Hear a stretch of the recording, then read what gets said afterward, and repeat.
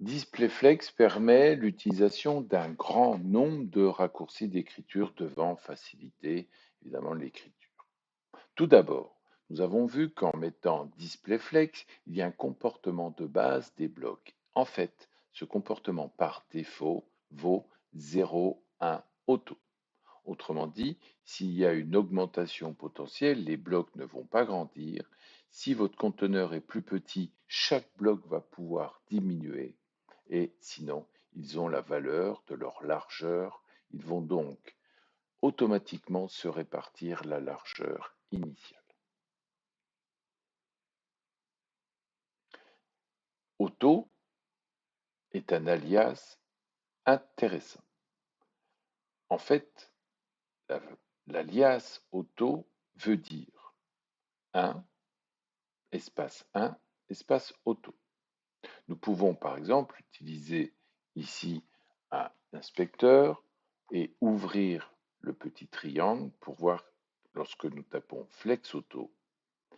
Ceci indique qu'il y a une augmentation potentielle ainsi qu'une diminution et que la valeur de base vaut la valeur auto automatiquement calculée.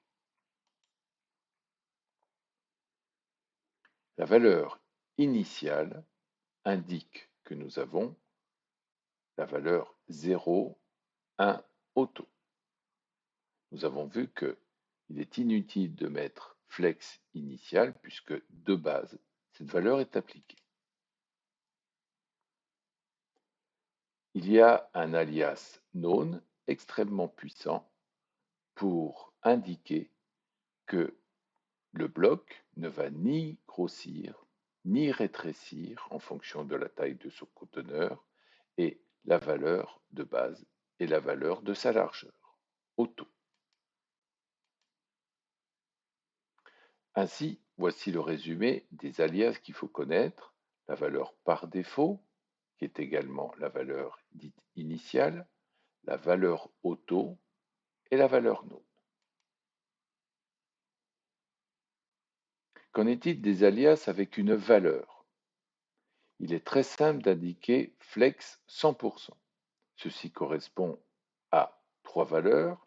Flex gros et flex shrink auront la valeur 1, c'est-à-dire que en mettant flex 100, les blocs sont potentiellement disponibles à l'augmentation et à la diminution, mais que la valeur de base vaut 100. Pour une valeur en px, par exemple, si vous indiquez flex 100 px, c'est la même chose qu'avec 100%, mais la seule différence, c'est que la valeur de base flex basic vaut la valeur 100 px. S'il y a une valeur positive 100 unités, cela veut dire que flex gros et flex shrink vaudront la valeur positive, mais que la valeur de base vaudra 100%.